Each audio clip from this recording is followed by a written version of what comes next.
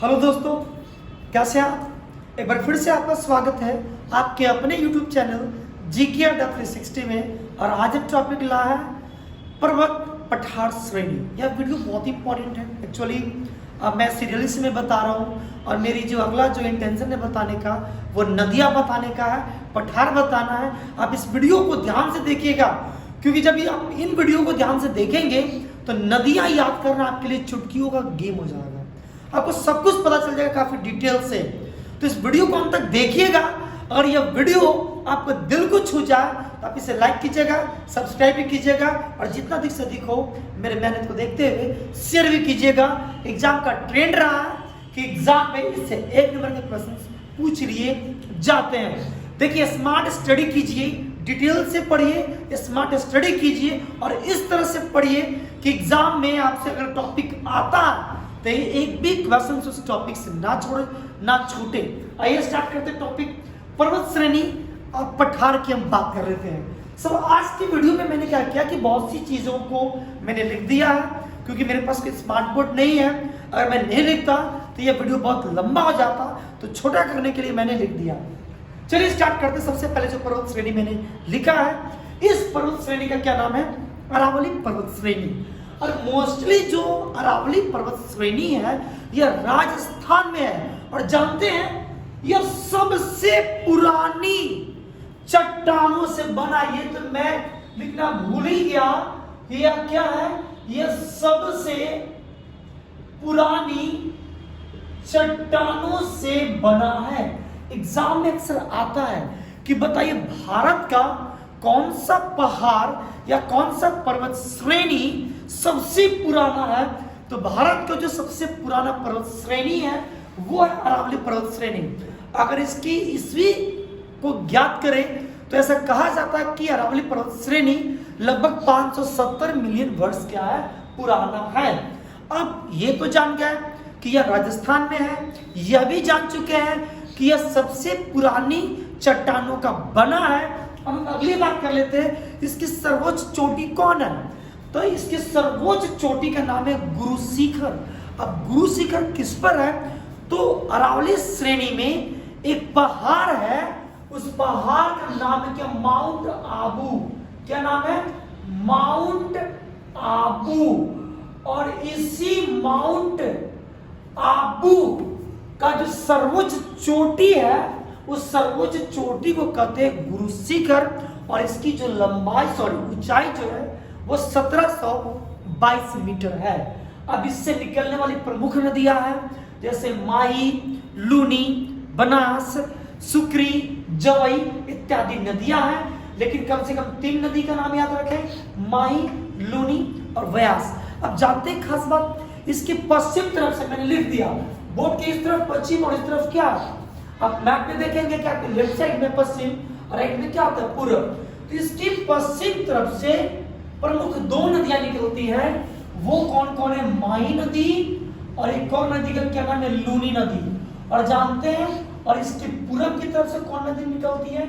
इसके पूरब की तरफ से जो नदी निकलती है बनास नदी निकलती है। सबसे पहले हम बात कर लेते हैं माही नदी। माही नदी बहते हुए ये पश्चिम की तरफ अरब सागर में जाकर गिर जाती है। जबकि लूनी नदी से एग्जाम में अक्सर क्वेश्चन पूछा जाता है। क्यों?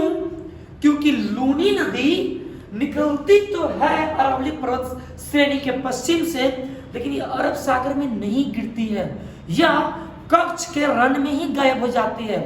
और इसलिए लूनी नदी को स्थलीय अपवाह तंत्र की नदी कहते हैं। इसे क्या कहते हैं? आप लिख लीजिए, लूनी को कहते हैं स्थलीय अपवाह तंत्र की नदी। क्यों कहते हैं स्थलीय? क्योंकि स्थल से निकलती है और स्थल में क्या होती है? विलीन हो जाती है। लूनी नदी को जमीन में गायब हो जाती है, और जो नदियां जमीन में गायब हो जाती है ऐसे नदी को इंफेरल कहते हैं। क्या कहते हैं ऐसे नदी को? हम लूनी नदी का ऐसे नदी को इंग्लिश में द रिवर ऑफ क्या कहते हैं? इंफेरल कहते हैं। यह एग्जाम में पूछा गया क्वेश्चन है। इंफेरल की spelling EPHE, इंफीमेरल, PHE Meryl, MERAL। ऐसे नदी को द रिवर ऑफ इम्पेरल कहते हैं, जो जमीन में गायब हो जाती है। और लूनी नदी को अरावली पर्वत श्रेणी में द रिवर ऑफ इम्पेरल कहते हैं, या यूं कहे तो स्थलीय अपवाह तंत्र की नदी कहते हैं। माही अरब सागर में गिर गई, लूनी अरावली पर्वत श्रेणी से निकली, लेकिन यह क्या होती है, कक्ष के रण में गायब हो जाती है, जमीन में ही लुप्त हो जाती है। अतः इसे स्थलीय अपवाह तंत्र की नदी या द रिवर ऑफ इम्पेरल भी कहते हैं। और एक चीज और याद रखेंगे, एक्स्ट्रा फैक्ट लूनी के बारे में, कि लूनी की दो बहुत प्रमुख सहायक नदियां हैं लूनी की, वो है सकरी, सकरी नहीं सुकरी नाम है, सुकरी और जवाई। ये सुकरी और जवाई लूनी की प्रमुख सहायक नदियां हैं। अब हम बात कर लेते हैं बनास नदी के बारे में, जो अरावली की किधर से निकलती है, पूरब की तरफ से निकलती है। आप एक चीज और याद रखेंगे बनास नदी के बारे में, कि बनास नदी की जो पूरी अपवाह तंत्र है, संपूर्ण अपवाह तंत्र केवल और केवल राजस्थान में है। आपसे एग्जाम में पूछ भी सकता है कि कौन सी ऐसी नदी है जिसका अपवाह तंत्र केवल बनास में है। आप कहेंगे लूनी क्यों नहीं है, तो आपको पता होगा कि कक्ष का रन जो है वो किस क्षेत्र की तरफ चला जाता है, गुजरात की तरफ चला जाता है। इसके अपवाह तंत्र अन्य राज्यों में है, लेकिन बनास नदी का अपवाह तंत्र केवल और केवल राजस्थान राज्य में है।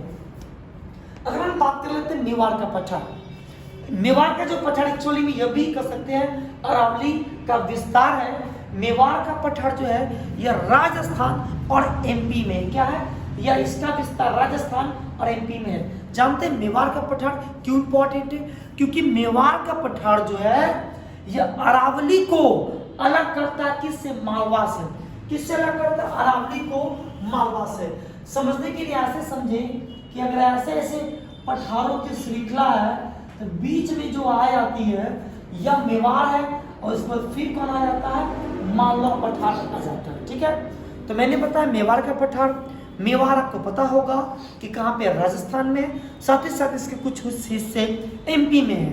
और मेवाड़ का पठार मालवा का पठार और अरावली पठार को अलग करती है। अगला बात कर लेते हैं मालवा का पठार। मालवा का पठार का जो विस्तार है, विस्तार यह मध्य प्रदेश और राजस्थान में है। मैंने पहले ही कहा कि मेवाड़ की पठार अलग करती है किसको, अरावली को मालवा से। तो यह भी राजस्थान MP में था, मालवा भी कहाँ पे है, राजस्थान और MP में। और बहुत ही इंपॉर्टेंट, जानते हैं मालवा के पठार से दो बहुत ही फेमस नदियां निकलती हैं, और वो नदी कौन है, चंबल नदी और बेतवा नदी। वैसे आप देखेंगे कि मालवा का पठार जो है वो कहीं ना कहीं बाद में विंध्याचल पठार का एक हिस्सा होता है। नदी आप याद कर ले कि मालवा का पठार मध्य प्रदेश और राजस्थान तक विस्तृत है, और इससे बहुत महत्वपूर्ण दो नदी निकलती है, चंबल नदी और बेतवा नदी। अब हम बात कर रहे थे चंबल नदी के बारे में, बहुत ही इंपॉर्टेंट है, BBI है। इसके एक फैक्ट जानते क्या फैक्ट है, कि अवनलिका अपरदन, अपरदन का सॉइल इरोजन में एक टाइप्स होता है अवनलिका। और जानते हैं अवनलिका अपरदन से सबसे ज्यादा जो प्रभावित नदी है वह नदी कौन है, चंबल। कौन नदी है, चंबल। मैं लिख देता हूं अपरदन। और कौन अपरदन, तो अवनलिका अपरदन। आपसे एग्जाम में पूछ सकता है कि बताइए कौन सी भारत की ऐसी नदी है जो अपरदन से, सॉइल इरोजन से सबसे ज्यादा प्रभावित है। उस नदी का क्या नाम है, चंबल। और जानते हैं इसके कारण से जो भूमि है, ये चंबल के क्षेत्र वाले जो भूमि है, हम इस भूमि को कहते हैं बीहर या उत्खात भूमि। क्या कहते हैं, बीहर या उत्खात भूमि। तो समझ में आ चुका होगा, मालवा के पठार से दो प्रमुख नदियां मैंने नाम बताया, एक चंबल और एक बेतवा। अगली हम बात कर लेते हैं विंध्याचल का पठार। एक्चुअली जो विंध्याचल की पठार है ना, यह उत्तर भारत को दक्षिण भारत से क्या करता है, यह अलग करता है। इसका विस्तार गुजरात, MP, छत्तीसगढ़, बिहार, UP कह सकते हैं, थोड़े से हिस्सा झारखंड में भी। तो यह लगभग उत्तर भारत को दक्षिण भारत से अलग करता है। अब बहुत सी इसकी पौराणिक कथाएं हैं, लेकिन एग्जाम में से पूछे जाते हैं कि बताइए कौन सा पठार श्रेणी उत्तर भारत को दक्षिण भारत से अलग करता है तो वह विंध्याचल कहाँ पे है, तो मैंने लिख दिया है। अब खास बात है, यह परतदार चट्टान से बना है, परतदार चट्टान, और इसमें धात्विक खनिजों का अभाव होता है, इसमें धात्विक खनिज अभाव होते हैं, लेकिन भवन निर्माण की सामग्री के लिए यह विंध्याचल का पठार बहुत ही फेमस है। और एक चीज और, जो प्रादीपीय नदी अपवाह तंत्र है और गंगा नदी अपवाह तंत्र है, तो गंगा नदी के अपवाह तंत्र को और प्रादीपीय नदी के अपवाह तंत्र को अलग कौन करती है, तो विंध्याचल का पठार करती है। और मैंने पहले ही कह दिया कि उत्तर भारत को दक्षिण भारत से अलग करती है। बहुत ही इंपॉर्टेंट, जानते हैं इस विंध्याचल पठार को गुजरात में जोबट हिल कहते हैं। क्या कहते हैं? जोबट हिल। जबकि बिहार में विंध्याचल के पठार को कैमूर हिल के नाम से भी जानते हैं। और आपको पता होगा कि बिहार में सबसे कोना में रोहतास के बगल में एक जिला है जिसका नाम क्या है? कैमूर। एक्चुअली इस जिला का नाम कैमूर इसलिए पड़ा क्योंकि विंध्याचल के पठार को बिहार में कैमूर हिल के नाम से जानते हैं। तो विंध्याचल का पठार को लेकर मैंने बातें बता दी।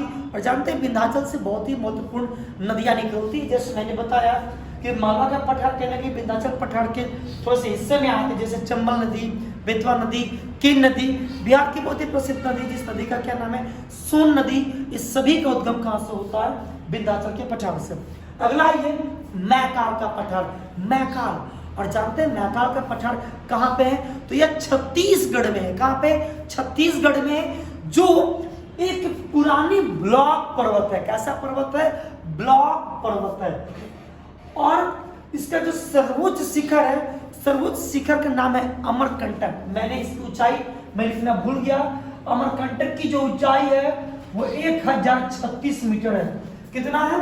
1036 मीटर है। और जानते बहुत ही इंपॉर्टेंट कि यह जो मैकाल की पठार है, इस मैकाल की पठार से बहुत ही 3 प्रमुख नदियां निकलती हैं। हम प्रमुख नदियों की बात कर रहे हैं, नर्मदा, सोन, महानदी। डायरेक्शन याद रखें, इधर पश्चिम की तरफ जो नदी निकलती है उस नदी का क्या नाम है? नर्मदा। जो उत्तर की तरफ नदी निकलती है उस नदी का नाम है सोन। और जो पूरब की तरफ नदी निकलती है इस नदी का नाम है महानदी। देखिए आपको 3 नदी का उद्गम आपको यहाँ से ही पता चल चुका है कि मैकाल के पठार से 3 नदियां निकलती है। पश्चिम की तरफ से नर्मदा, जिसे गुजरात की जीवन रेखा कहते हैं। उत्तर की तरफ सोन नदी जो बिहार में फ्लो होती है और बाद में गंगा नदी में मिल जाती है। और पूरब की तरफ महानदी, जिस पर भारत का सबसे लंबा बांध हीराकुंड बांध बना हुआ है। तो ये मैंने पहाड़ के मैंने पिक्चर बनाए ताकि आप अच्छे से डायरेक्शन को समझ सके।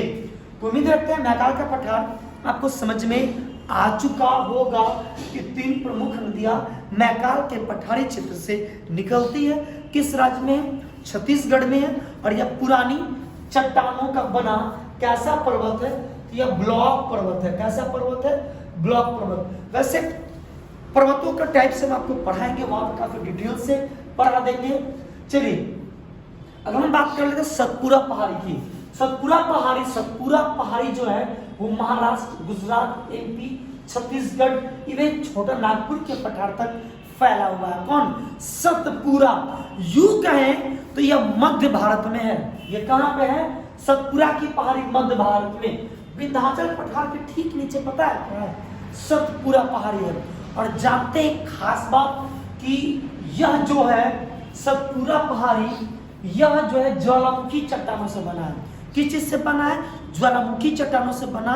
और इसकी जो सर्वोच्च ऊंची जो चोटी है उस चोटी का नाम है धूपगढ़ी। और इसकी जो ऊंचाई है वो 1350 मीटर है। कितनी है? 1350 मीटर। और इस सतपुरा पहाड़ी के पूर्वी हिस्से को मैंने लिख दिया, पूर्वी हिस्से से एक बहुत ही महत्वपूर्ण नदी निकलती है जिस नदी को कहते हैं ताप्ती नदी। और यह बाद में यह नदी क्या होगी? यह घूमते हुए पश्चिम की तरफ बहेगी और बाद में अरब सागर में गिर जाएगी। और नर्मदा नदी भी बहते बहते अरब सागर में गिर जाती है। ठीक है, तुम सतपुरा की बात करें, सतपुरा लगभग मध्य भारत में है, जो कह सकते हैं महाराष्ट्र में, गुजरात में, एमपी, छत्तीसगढ़, छोटा नागपुर के पठार तक विस्तृत है। ज्वालामुखी चट्टानों का, किस चट्टानों का? तो यह ज्वालामुखी चट्टानों से बना हुआ है और साथ ही साथ इसकी जो सर्वोच्च चोटी है उसका नाम क्या है? धूपगढ़ी, जिसकी ऊंचाई 1350 मीटर है। अब एक चीज याद रखिएगा, बहुत ही इंपॉर्टेंट VVI है। ये जो सतपुरा अगर मैं पहाड़ी में बना दूं, सतपुरा की पहाड़ी, चलिए यहां पर समझिएगा कहां बना है, जगह नहीं है, जानते हैं यहां दिख रहा है, यहां पे देखिए, समझने के लिए यहां पे समझिए। ये मैंने पहाड़ों की श्रृंखला बनाई और ये भी मैंने पहाड़ों की श्रृंखला बनाई, ठीक है। मैंने इसका नाम दिया है, किसका? इस पहाड़ी का मैं देता हूं, पता है क्या? नेचर मैं नाम देता हूं सतपुरा, समझने के लिए सतपुरा। और ऊपर का मैं नाम देता हूं क्या? मैकार। क्या नाम देते हैं? मैकार।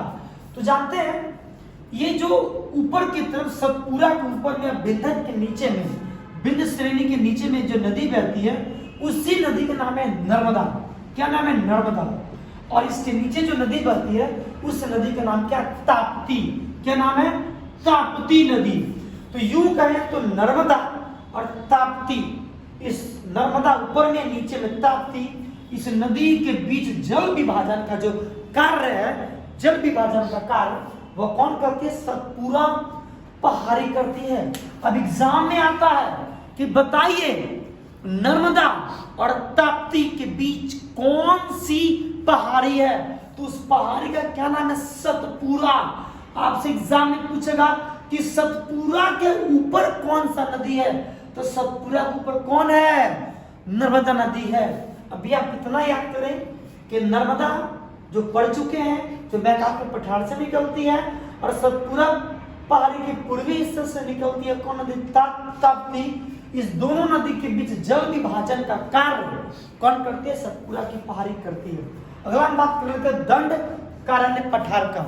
दंडकारण्य पठार एग्जाम के लिए VVI है। जानते हैं दंडकारण्य क्षेत्र किसे कहते हैं? तो जो बहुत ही ऊपर खाबर भूमि होती है, इसी ऊपर खाबर क्षेत्र को हम क्या कहते हैं? दंडकारण्य क्षेत्र कहते हैं। और दंडकारण्य पठार भारत के मुख्यतः कौन क्षेत्र आता है? तो मुख्यतः आता है छत्तीसगढ़, लेकिन इसका विस्तार उड़ीसा के, छत्तीसगढ़ के साथ साथ उड़ीसा, कुछ क्षेत्र महाराष्ट्र, आंध्र प्रदेश और तेलंगाना के कुछ क्षेत्र भी दंडकारण्य में आते हैं। यह ऊपर खाबर अनुपजाऊ जमीन होती है, लेकिन खनिज संसाधन के दृष्टिकोण से बहुत महत्वपूर्ण होती है। और जानते हैं छत्तीसगढ़ का एक जिला है, एक क्षेत्र है जिसका नाम क्या है? बस्तर। ये कहां पे है? छत्तीसगढ़ में है। और यह पता किस धातु के उत्पादन के लिए बहुत फेमस है? तो यह टिन धातु के उत्पादन के लिए बहुत फेमस है। एग्जाम में पूछा जाता है कि बताइए बस्तर जिला, छत्तीसगढ़ का बस्तर जिला किस लिए फेमस है? तो टिन के उत्पादन के लिए बहुत फेमस है। और एक चीज और आप याद रखिएगा कि गोदावरी नदी की एक सहायक है, गोदावरी नदी की एक सहायक नदी है जिसका नाम है इंद्रावती। क्या नाम है? इंद्रावती। इसका इंद्रावती नदी का उद्गम भी दंडकारण्य क्षेत्र से है। तो उम्मीद करते हैं दंडकारण्य पठार भी समझ में आ चुका होगा। दंडकारण्य मतलब ऊपर खाबर भूमि, यह अनुपजाऊ होती है लेकिन खनिज संसाधन के दृष्टिकोण से बहुत महत्वपूर्ण है और खासकर टिन के उत्पादन के लिए बहुत ही फेमस है दंडकारण्य पठार। और एक नदी है इंद्रावती जिसका उद्गम कहां से? दंडकारण्य क्षेत्र से। अगर हम बात करते हैं छोटा नागपुर की पठार का, छोटा नागपुर का पठार मुख्यतः झारखंड में है, लेकिन दक्षिणी बिहार के कुछ हिस्से, छत्तीसगढ़ के कुछ उत्तरी हिस्से, उड़ीसा के ऊपर में कुछ उत्तरी हिस्से और वेस्ट बंगाल, पश्चिम बंगाल का जो पुरुलिया जिला है, यह जो पठारी क्षेत्र है, इस सभी पठारी को क्या कहते हैं? छोटा नागपुर पठार। यानी छोटा नागपुर पठार झारखंड के साथ साथ दक्षिणी बिहार में, उत्तरी छत्तीसगढ़ में, उत्तरी उड़ीसा में और वेस्ट बंगाल के पुरुलिया जिले तक विस्तृत है। अब आपके दिमाग में आता होगा कि छोटा नागपुर पठार कहते किसे हैं? किसे कहते हैं छोटा नागपुर का पठार? तो देखिए राजमहल की पहाड़ी, हजारीबाग का पठार और रांची का पठार, इसी तीनों को मिलाकर कहते हैं छोटा नागपुर का पठार। लेकिन गलती मत कीजिएगा, क्या गलती मत कीजिएगा कि नॉर्थ ईस्ट यानी राजमहल पहाड़, मतलब राजमहल पहाड़ी के नॉर्थ ईस्ट उत्तरी और पूर्वी हजारीबाग का नॉर्थ हिस्सा और रांची पठार का नीचे यानी दक्षिणी हिस्सा, राजमहल पहाड़ी के उत्तरी पूर्वी, हजारीबाग पठार के उत्तरी और रांची के पठार के दक्षिणी, इसी को सामूहिक रूप से कहते हैं छोटा नागपुर का पठार। आप मैप में खोजते रह जगह छोटा नागपुर पठार नहीं मिलेगा, आपको मिलेगा राजमहल की पहाड़ी, मिलेगा हजारीबाग का पठार, मिलेगा रांची का पठार। चलिए तो हम आगे की तरफ बढ़ते हैं। यहाँ की प्रमुख नदियां हैं, दो बहुत फेमस नदी है, एक दामोदर नदी और एक स्वर्णरेखा नदी। और दामोदर नदी के बारे में आप याद कर लेंगे कि छोटा नागपुर पठार का जो सबसे लंबी नदी है वो दामोदर नदी है, और उसके बाद जो दूसरी सबसे लंबी नदी है वह है स्वर्णरेखा नदी। और एक और, छोटा नागपुर के पठार को भारत का, किसका, भारत का रूर कहते हैं। क्या कहते हैं? भारत का रूर कहते हैं। अब आपके दिमाग में आता है कि रूर क्या होता है, जानते हैं? एक्चुअली में जर्मनी में एक क्षेत्र, एक जगह है, उस जगह का नाम है रूर। क्या नाम है? रूर। और यह जो रूर क्षेत्र है यह लोहे के उत्पादन के लिए बहुत फेमस है।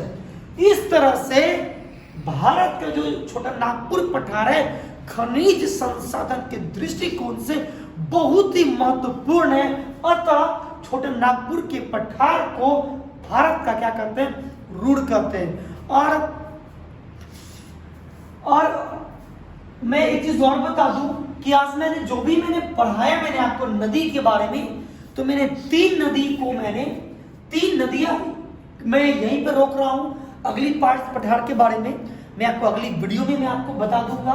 कुछ एक्स्ट्रा फैक्ट मैं कुछ भी बताने वाला हूं। अरब सागर में गिरने वाली नदियां आज मैंने तीन पढ़ाया। पहला नदी को याद कर लेंगे, मैंने बताया उस नदी का नाम क्या है? माही।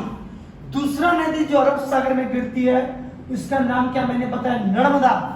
और तीसरा फिर पूर्व से निकलती है पश्चिम की तरफ घूम जाती है, वो नदी क्या है? ताप्ती नदी। तो एक्स्ट्रा फैक्ट में आप याद करेंगे, माही नदी, नर्मदा और ताप्ती नदी ये पूरब की तरफ नहीं गिरकर पश्चिम की तरफ अरब सागर में गिरती है। अब और एक्स्ट्रा फैक्ट याद रखिए। क्या याद रखिएगा? तो यह जो माउंट आबू है ना, माउंट आबू, इसी पर जैन धर्म का प्रसिद्ध मंदिर है। उस मंदिर का क्या नाम है? दिलवारा जैन मंदिर। अक्सर एग्जाम में आता है कि दिलवारा जैन मंदिर कहाँ पे है? तो राजस्थान पे है। कहाँ पे है? तो माउंट आबू पर है। एक चीज और याद रखिए आप, अच्छा मैंने नहीं बताया, मैंने यहाँ पे एक और बहुत फेमस है छोटा नागपुर पठार में ही एक पारसनाथ हिल्स का आप नाम सुने होंगे। अब आपके दिमाग में आता हो कि पारसनाथ हिल्स कहते हैं किसे? एक्चुअली जो हजारीबाग का जो सबसे ऊंचा जो चोटी है, किसका? हजारीबाग का जो सबसे ऊंचा चोटी है, सबसे ऊंचा चोटी, इसी चोटी को बोलते पारसनाथ हिल्स। क्या बोलते हैं? पारसनाथ हिल्स। और जानते हैं पारसनाथ हिल्स किस लिए फेमस है? तो यहाँ पर जैन धर्म के लिए बहुत फेमस है। कौन? पारसनाथ हिल्स। और फिर एग्जाम में आता है कि जैन तीर्थ स्थान कौन है? तो वो पारसनाथ हिल्स है। देखिए जैन धर्म को लेकर मैंने दो बातें बताई आज की वीडियो में। एक है माउंट आबू पर ही है कौन पर्वत, कौन मंदिर? तो दिलवारा जैन मंदिर। क्या नाम है? मैं लिख देता हूं या आप लिख लीजिए, दिलवारा जैन मंदिर। और दूसरा पारसनाथ हिल्स पर क्या? जैनियों का प्रमुख तीर्थ स्थल है। तो उम्मीद रखते हैं कि यह वीडियो आपको पसंद आया होगा, बहुत सी बातें आप सीखे होंगे, है ना? इसी तरह की वीडियो के साथ मिलते हैं अगले वीडियो में पार्ट 2 के साथ। पार्ट 2 में सब कुछ आपको क्लियर हो जाएगा। और अगर आपको वीडियो पसंद आए, लाइक कीजिए, सब्सक्राइब कीजिए, बेल आइकन दबाइए और इसे जितना अधिक से अधिक हो अपने ग्रुप में शेयर भी कीजिए।